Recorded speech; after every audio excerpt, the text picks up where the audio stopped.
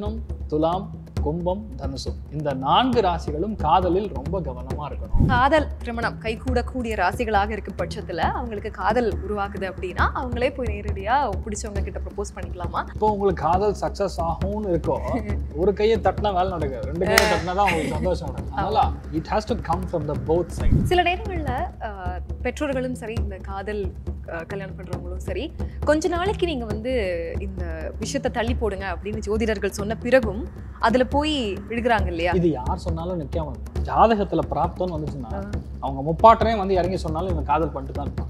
இப்போ நீங்க காதல் வேணாம், உங்க ஜாதகத்துக்கு 7ஆம் இடம் செட்டு போயிருக்கு, செகண்ட் மேரேஜ் தான் அப்படின்னு சொன்னாலும் நான் போய் விழுந்து சேத்துல இருந்துட்டு கிளீன் பண்ணி தான் வருவேன்னு சொல்லுவான். 2026 இல்லமா 2028 மிட் வரைக்கும் கண்டிப்பா நிறைய பெண்கள் வரதட்சணை கொடுமையினால பணம் கொடுக்கல, ஜவுளி கொடுக்கல, நகை போடலங்கிற சமாச்சாரம் ரத்தன்யா மாதிரி இருக்கக்கூடிய சமாச்சாரங்கள் நடந்துட்டே தான் இருக்கும்.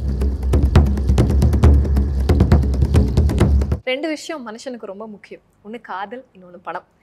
முதல்ல இந்த இளைஞர்கள் அப்படின்னு வரும்போது காதல் தாங்க, அப்புறம் பார்த்துக்கலாம், பணம் சம்பாரிச்சிக்கலாம் அப்படின்றவாங்க. ஸோ அந்த வகையில் இந்த காதலர்கள் எந்தெந்த ராசிக்கு காதல் கைகூடும், கல்யாணம் கைகூடும்? 2 விஷயம். நான் என்னன்னா போன இன்டர்வியூல நான் என்ன ஒரு விஷயம் சொல்லியிருந்தேன்னா, எந்த குழந்தையை நீங்கள் இழந்தீர்களோ, நல்லா புரிஞ்சுக்கணும், எந்த குழந்தையை நீங்கள் இழந்தீர்களோ அந்த குழந்தை மறுபடியும் பிறக்கும் அப்படின்னு சொன்னேன். ஆனா தர்மத்திற்கு உட்பட விஷயம் புரிஞ்சுக்கணும். அதாவது கல்யாணம் ஆகி 2 குழந்தை இருக்கு அப்படின்னா, ஒருவேளை அந்த குழந்தை இல்ல, ஒரு குழந்தை கர்ப்பத்துல இருந்து கிளியர் ஆயிடுது, ஆகலை அப்படின்னா அவங்களுக்கு குழந்தை பிறக்கும். நம்மளுக்கு இதை வேற மாதிரி புரிஞ்சுட்டு வேற மாதிரி சமாச்சாரங்கள்லாம் வந்து உட்காந்து பேசினாங்க. நான் சொன்னேன், சாமி நான் சொன்னது தர்மத்தின் பிரகாரம் அப்படின்னு சொன்னேன். அதனால காதல் அப்படிங்கிறது காந்தர்வம்னு சொல்லணும். எல்லாருக்கும்லாம் காதல் செட் ஆகாதுமா. காதல் 2 வகைப்படும். விஜய் சொல்ற மாதிரி, விவேக் சொல்ற மாதிரி இங்க ஒண்ணு வரும் அங்க ஒண்ணு வருங்கிற மாதிரி. ஒண்ணு சந்திரன் கனெக்ட் ஆகக்கூடிய காதல்லாம் மேக்சிமம் 2 வருஷத்துக்கு மேல தாங்காது. Instant attraction, so called infatuation, அதுதான் வந்து சந்திரன் கனெக்ட் ஆகக்கூடிய ஸ்தானம். உண்மையாகவே பஞ்சமஸ்தானமோ 7ஆம் இடமோ லக்னமோ அந்த பாக்கியத்தை கொடுக்குது, இல்ல ஒரு ஆணுக்கு சுக்கிரன் சூப்பரா இருக்கு, இல்ல பெண்ணுக்கு செவ்வாய் சுக்கிரம் நல்லா இருக்கு அப்படிங்கிற பட்சத்துல காதல் ஏற்படும். இதுல எதுவா இருந்தாலும் சரி, காதல் அப்படிங்கிறது ஒரு தோஷம் தான், உண்மைதான். இருந்தாதான் ஏன் தோஷம்னு சொல்றேன், இது எல்லாமே நிழல் கிரகங்கள்னு சொல்லக்கூடிய ராகு கேது கனெக்ட் ஆகாம காதல் வராது. இப்போ சில பேருக்கு வந்து போன ஜென்மத்தில் அவங்க கூட இருக்கணும், சந்தோஷமா இருக்கணும் ரொம்ப விருப்பப்பட்டு, பட் கணக்காகாம இருக்கக்கூடியவங்க இந்த டைம்ல காதல்ல கல்யாணம் பண்ணுவாங்க. 2வது இன்னொன்னு நான் எல்லாருக்கிட்டையும் சொல்லக்கூடிய ரொம்ப முக்கியமான விண்ணப்பம், காதல் அப்படின்னு சொல்லக்கூடிய சமாச்சாரம் வந்துச்சுன்னா தயவு செய்து வந்து ஜாதகத்தை கொண்டு வராதீங்க, மேட்சிங் இருக்கான்னு. உண்மையை சொல்லிடுறேன், ஏன்னா எல்லாருக்குமே மேட்சிங் இருக்குன்னு சொல்ல முடியாது. நான் வந்து காதலுக்கு எதிரானவன் கிடையாது. ஏன்னா நிறைய பேர் அது எப்படி சார் நீங்க மட்டும் காதல் வந்து வேணாம்னு சொல்றீங்க மாதிரி. உண்மையான விஷயம் தான், ஜாதகத்துல இந்த பிராப்தம் இருக்கும்போது நடக்கும். பிராப்தம் is something you are destined for. உங்களுக்கு எழுதி இருக்கு, ஆனாலும் நீங்க லவ் மேரேஜ் தான், அப்படிப்பட்ட விஷயங்களும் நடக்கும். நிறைய பேர் இருக்காங்கம்மா. இதுல 2-3 இருக்குல்ல, லவ் மேரேஜ்னு வாங்க, ஆனா லவ்வே இருக்காது மேரேஜ்ல. அதான் சொன்னேன், இனிஷியலா மட்டும்தான் அந்த அட்ராக்ஷன்னால வரக்கூடிய காதல்ங்கிறது கிடையாது. பஞ்சமஸ்தானம்ங்கிறது மனசுல இருக்கக்கூடிய எண்ணங்கள் ஒத்து போகும்போது, பாக்கியம் அப்படிங்கிறது அந்யோன்யம், காந்தர்வம், அது இருக்கும்போது மட்டும்தான் காதலா கன்வெர்ட் ஆகும். இதெல்லாம் ஏன் சொல்றேன்னா, இந்த ராசிகள்லாம் நான் சொல்ல முன்னாடி அலர்ட்டா இருங்க, இந்த சொல்றேன். வரப்போற ராசிகள் வந்து காதல் விஷயத்துல கவனமா இருக்கணும். யார் யாருக்கெல்லாம் நீங்க கவனமா இருக்கணும் அப்படின்னு பார்த்தா, மெயினான விஷயம் மிதுனம், துலாம், கும்பம், தனுசு இந்த 4 ராசிகளும் காதலில் ரொம்ப கவனமா இருக்கணும் அப்படின்னு சொல்லணும். காதல் சக்சஸ் ஆகும் 100%, நான் சந்தோஷமா நான் என்ன நினைக்கிறோம் அது நடக்கும் அப்படின்னு சொன்னா, மகர ராசி நண்பர்களுக்கு காதல் சக்சஸ் ஆகும். கடகராசி நண்பர்களுக்கு கண்டிப்பா காதல் சக்சஸ் ஆகக்கூடிய பிராப்தம். விருச்சிக ராசி நண்பர்களுக்கு காதல் சக்சஸ் ஆகும். கன்னி ராசி நண்பர்களுக்கு காதல் சக்சஸ் ஆகும்.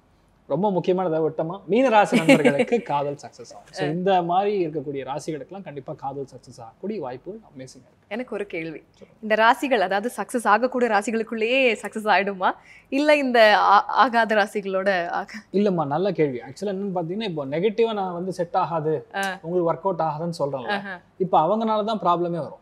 ஓகே. இப்போ ஒரு ஜாதகம் வந்து ஓபனா சொன்னா ஒரு ரொம்ப மாஸ்குலின், இப்ப தனுசு ராசியும் விருச்சிக ராசியும் காதலிக்கிறாங்க அப்படின்னா தனுசு ராசியால விருச்சிக ராசிக்கு பிரச்சனை வரும் அப்படிங்கிறீங்க. என்ன விஷயம் சொல்றேன், இப்போ அதை வந்து நீ மேரேஜ் பொறுத்தத்துல இருந்து பார்த்தோம்னா, தனுசும் விருச்சிகம் அப்படின்னு பார்த்தா பக்கத்து ராசி. விருச்சிக ராசி நண்பர்கள் தனுசை கம்பேட்டபிளா எடுத்துக்கலாம், ஆனா தனுசு ராசி நண்பர்கள் விருச்சிக ராசி நண்பர்கள் கம்பேட்டபிளா எடுத்துக்க முடியாது. ஏன்னா 24 மணி நேரம் ரகசியத்துல இருப்பாங்க. யாரு? விருச்சிக ராசி நண்பர்கள் ரகசியத்துல, ஆமா, எல்லாமே ஓப்பனா சொல்ல மாட்டாங்க. ஆனா தனுசு மட்டும் எல்லாம் சொல்லுங்கிற மாதிரி இருக்கும். விருச்சிக ராசிக்கு மேட்ச் வரும். ஏன்னா எப்பவுமே பொருத்தம் பார்க்கும்போது 6, 8, 12 கூடிய பாவங்கள் ராசிலையோ லக்னமோ கனெக்ட் பண்ணவே கூடாது. ஆகாத விஷயங்கள். இல்லையா 20 2 பேருமே காதலிச்சு கல்யாணம் பண்ணுவாங்க, அப்புறம் பிரிஞ்சிருப்பாங்க. என்ன அர்த்தம்? டைவர்ஸ் கிடையாது. பொண்ணு துபாயில இருக்கும், பையன் யூஎஸ்ல இருப்பான். என்ன பிரயோஜனம்? இந்த மாதிரி விஷயங்கள்லாம் நடக்கும். அதனால அந்தந்த காலகட்டங்களுக்கு சக்சஸ் ஆகும்னு சொன்னா அந்த ராசிகளுக்கு என்ன ராசியா இருந்தாலும் கண்டிப்பா சக்சஸ் ஆகும். இந்த ராசிகளுக்கு கவனமா இருந்தா இந்த ராசி நண்பர்கள் கொஞ்சம் கண்டிப்பா பிரச்சனையும் ஆகும். எவனோ ஒருத்தவங்களுக்கு வந்து டோக்கரா கொடுக்க போறோம்னு அர்த்தம். அதனால நீங்க கவனமா இருக்கணும். சரி, இப்போ இந்த நீங்க சொன்ன ராசிகள், இந்த ராசியில ஏதாவது உன்னோட வருதா? அந்த அந்த வருது. எப்படி எல்லா ராசியும் சொன்னீங்கன்னா ஒரு ராசி நான் இருப்பேன் தானே? சரிதானே? இருக்கலாம். நல்லது நடக்கட்டும், இனியாவது நல்லது நடக்கட்டும். சரி, இப்போ நீங்க சொன்னதன்படி எனக்கு டக்குனு தோணுன ஒரு கேள்வி. இந்த காதல் திருமணம் கைகூடக்கூடிய ராசிகளாக இருக்கும் பட்சத்துல அவங்களுக்கு காதல் உருவாக்குது அப்படின்னா அவங்களே போய் நேரடியா பிடிச்சவங்க கிட்ட ப்ரப்போஸ் பண்ணிக்கலாமா, அல்லது அவங்கள தேடி அந்த காதல் வருமா? எப்போ உங்களுக்கு காதல் சக்சஸ் ஆகும்னு இருக்கோ, ஒரு கையை தட்டினா வேலை நடக்காது, 2 கையை தட்டினா தான் உங்களுக்கு சந்தோஷம் நடக்கும். அதனால it has to come from the both sides. அது நடக்கும். இன்னொன்னு அது தானாவும் நடக்கும். நான் எதிர்பார்க்கல. ஆனா அதுவுமே எகைன் ஜாதகம் தான். ஜாதகத்துல ஓசிடி கம்ப்ளைண்ட் இருக்கிறவங்க எவனுக்குமே ஜாதகம் செட் ஆகாது. ஓசிடி யாருக்கெல்லாம் இருக்கோ அவங்க எல்லாம் காதலே செட் ஆகாது. அவன் என்னன்னா இப்படி வச்சிருக்க டம்ளர் இப்படிதான் வைக்கணுமா, அது முடியாது. அப்படி வைக்க முடியாது. எல்லாருக்குமே இப்ப நான் என்ன ஆங்கிள் பாக்குறேன்னா அந்த ஆங்கிள் நீங்க இருக்கணும், அது முடியாது. அதனால அது வந்து செட் ஆகாது. அதனால எல்லாருக்குமே அது அந்யோன்யமா. நீங்க ஒரு விஷயம் சொன்னா நான் விட்டு கொடுக்கணும், நான் ஒரு விஷயம் சொன்னா நீங்க விட்டு கொடுக்கணும். நீங்க எதுல ஸ்ட்ரென்த்தா இருக்கீங்களோ அதுல நீங்க இருக்கணும், நான் எதுல ஸ்ட்ரென்த்தா இருக்கணும் அதுல நான் இருக்கணும். அப்படி இருந்தா தான் செட் ஆகும். சில நேரங்கள்ல பெற்றோர்களும் சரி, இந்த காதல் கல்யாணம் பண்றவங்களும் சரி, கொஞ்ச நாளைக்கு நீங்க வந்து இந்த விஷயத்தை தள்ளி போடுங்க அப்படின்னு ஜோதிடர்கள் சொன்ன பிறகும் அதுல போய் விழுகிறாங்க இல்லையா? இது யார் சொன்னாலும் நிக்காம ஜாதகத்துல பிராப்தம்னு வந்துச்சுன்னா அவங்க முப்பாட்டனே வந்து இறங்கி சொன்னாலும் இவங்க காதல் பண்ணிட்டு தான் இருப்பாங்க. கண்டிப்பா கல்யாணம் ஆக சுச்சுவேஷன் வந்துடும். என்னதான் வந்து டைம் சரியில்லை கவனமா இருன்னு சொன்னா அந்த பிராப்தம் மீனிங் யூ ஆர் டெஸ்டின்ட் ஃபார் அது நடந்தே தீரும். இப்ப நீங்க காதல் வேணாம், உங்க ஜாதகத்துக்கு 7ஆம் இடம் செட்டு போயிருக்கு, செகண்ட் மேரேஜ் தான் அப்படின்னு சொன்னாலும் நான் போய் விழுந்து சேத்துல இருந்துட்டு கிளீன் பண்ணி தான் வருவேன்னு சொல்லுவாங்க. இல்லையா அவங்கள பண்ண வைக்கும். அதான் கர்மா. அப்படிதான் அது நடக்கும். அதனால ரொம்ப திங்க் பண்ண வேண்டாம். காதல் நல்லபடியா எல்லாருக்கும் நடக்கட்டும், சக்சஸ் ஆகட்டும். ஸோ நீங்க சொல்றது படி பார்க்கும்போது everything is pre-return, cannot be rewritten. Correct, exactly. Pre-return, we can only destine. இப்படி இருக்க சுச்சுவேஷன் பார்த்து போங்க. அங்க ஒரு ரயில்வே ட்ராக் வருது, கால் தடிக்கிறோம்னு சொல்லலாம். நான் தடிக்கிட்டு தான் போவேன்னு இருந்ததுன்னா ஒன்றும் பண்ண முடியாது. சொன்னாலும் சரி அது தடிக்கிட்டு தான் போவோம். நீங்க சொல்றதன் அடிப்படையில் எனக்கு வந்து ஓகே உங்களுக்கு நேரம் சரியில்லை அப்படின்றது ஜோதிடர்கள் சொல்லும் பொழுது அப்படி அந்த மனநிலையோட சரியில்லை, அதனால நடக்குது, ஓகே சரி ஆயிடும் அப்படிங்கிற நம்பிக்கையை மட்டும் வச்சுக்கிட்டா போதுமா? கண்டிப்பா சரியாயிடும், நம்பிக்கை இருக்கணும். 2வது என்ன பண்ணாலும் வீட்டுல பெரியவங்களை மதிக்கணும். மாதா பிதா குரு தெய்வம். அம்மா அப்பா சொல் பேச்சு கேட்பார். அம்மா அப்பா நம்மளை கெடுக்கணும்னு எதுவுமே சொல்ல மாட்டாங்க. ஒரு சில ஜாதகங்கள்ல லக்னம் கெட்டு போயிருக்கும் போது கண்டிப்பா அம்மா அப்பா நம்மளை கெடுக்கிற மாதிரி சுச்சுவேஷன் நடக்கும். நான் 2மே சொல்வேன். அதாவது என்ன, 80% ஆஃப் த ஜாதகங்கள் கண்டிப்பா அம்மா அப்பா குழந்தைகளை ஹார்ம் பண்ண மாட்டாங்க. நான் பட்ட கஷ்டம் என் பையன் படக்கூடாது, நான் பட்ட கஷ்டம் என் பொண்ணு போய் மாட்டு பொண்ணா இருந்து அந்த வீட்டுல வந்து இந்த கஷ்டப்படக்கூடாது, அவங்க அத்தை ப்ராப்ளம் வரக்கூடாது, இல்லைன்னா நாத்தனார்னால ப்ராப்ளம் வரக்கூடாது நினைச்சிட்டு நல்ல விஷயங்கள் சொல்லுவாங்க. சில ஜாதகங்கள் லக்னம் பாதிப்பு, நான் மட்டும் நல்லா வாங்கினா நீயும் வாங்க அப்படின்னு சொல்லக்கூடிய வீடும் இருக்கு. அதனால அந்த ஜாதகங்களை பொறுத்து அது மாறும். பட் என்னதான் சொன்னாலும் தர்மத்தை மீறக்கூடாது. அம்மா அப்பாவுடைய சம்மதத்தோட செய்யக்கூடிய விஷயங்கள் எப்பவுமே ஆசீர்வாதத்தோட நல்லா சந்தோஷமா இருப்பீங்க, லைஃப் ஃபுல்லா சூப்பரா இருப்பீங்க. மேலும் தற்பொழுது நிகழ்ந்த சம்பவங்கள்னு பார்க்கும்போது வரதட்சணை இந்த சம்பவங்களும் நடக்குது. இனி 2026ல இந்த மாதிரி சம்பவங்கள் நிகழாம 2026லமா 2028 மிட் வரைக்கும் கண்டிப்பா நிறைய பெண்கள் வரதட்சணை கொடுமையினால பணம் கொடுக்கல, ஜவுளி கொடுக்கல, நகை போடலங்கிற சமாச்சாரம் ரத்தன்யா மாதிரி இருக்கக்கூடிய சமாச்சாரங்கள் நடந்துட்டே தான் இருக்கும். அதுவும் ரிஷபம் கனெக்ட் ஆகுது, மக்கரம் கனெக்ட் ஆகுது, கன்னி கனெக்ட் ஆகுது, இந்த மாதிரி பிரச்சனைகள் வந்துட்டே இருக்கும்.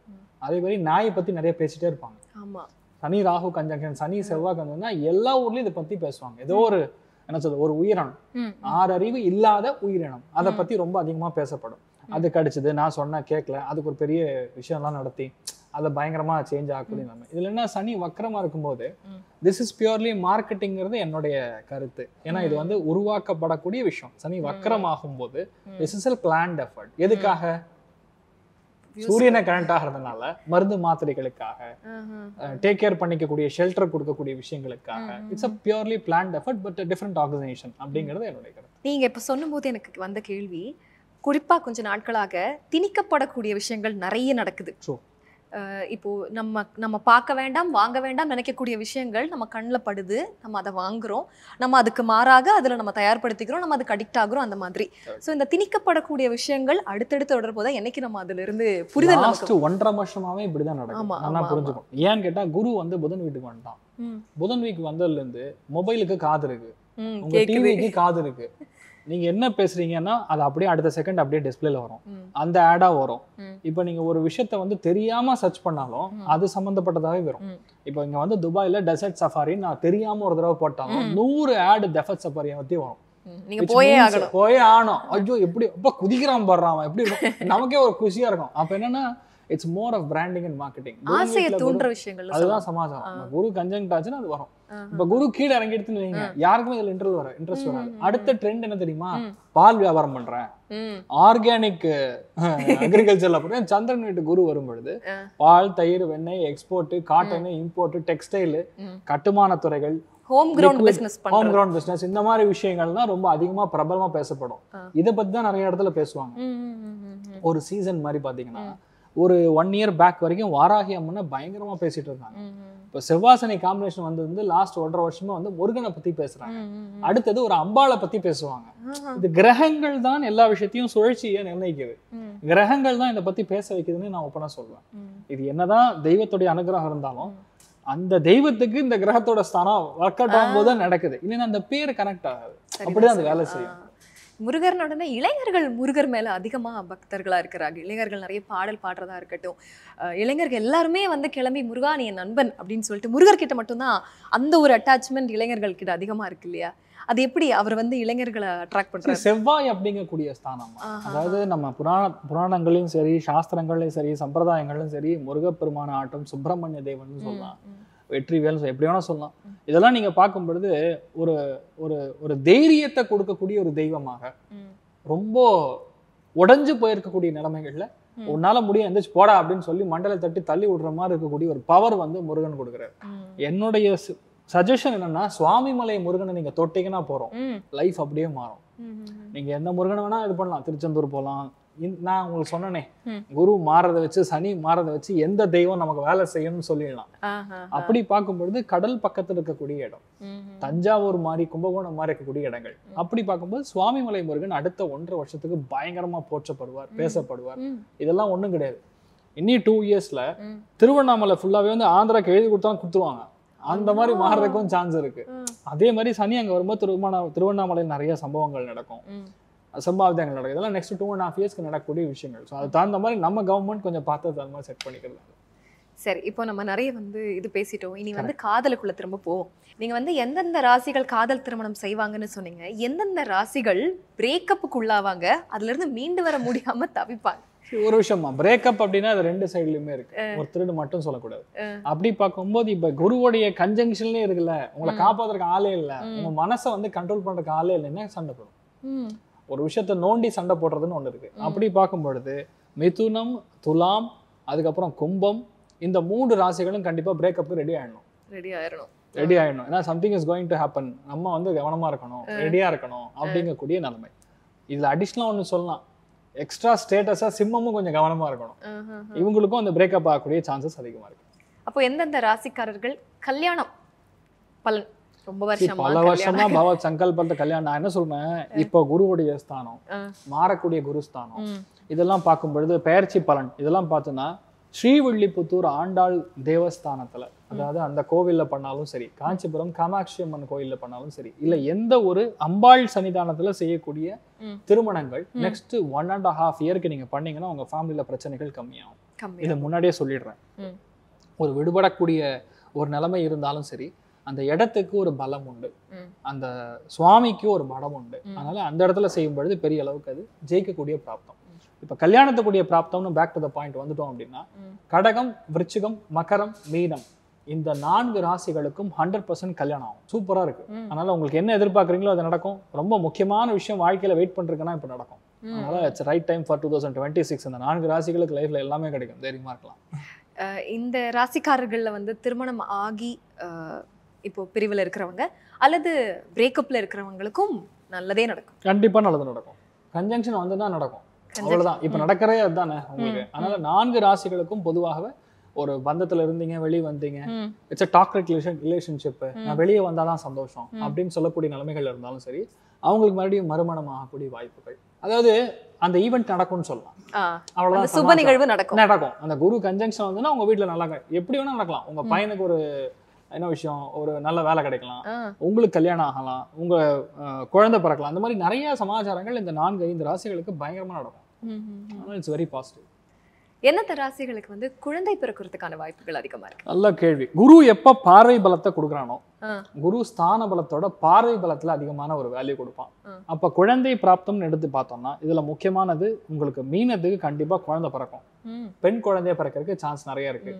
அதுக்கப்புறம் பாத்தீங்கன்னா மோஸ்ட் இம்பார்ட்டன்ட் விருச்சிகத்துக்கு ஆண் குழந்தை பிறக்கிறதுக்கு சான்ஸ் இருக்கு. அதுக்கப்புறம் கடகத்துக்கு 100% ஆண் குழந்தை பிறக்கிறதுக்கு சான்ஸ் இருக்கு. இந்த 3 ராசிகளுக்கும் ஜாக்பாட். இதுல ஸ்பெஷல் ஸ்டேட்டஸ் 2ஆம் குழந்தை யாருக்கு பிறக்கும்னா மகரத்துக்கு பிறக்கும். கல்யாணம் ஃபர்ஸ்ட் யாருக்குன்னா மகரத்துக்கு தான் நடக்கும். மகர ராசியில பிறந்தவங்களுக்கு கண்டிப்பா கல்யாணம் ஆகும். 2026 சூப்பரா இருப்பீங்க.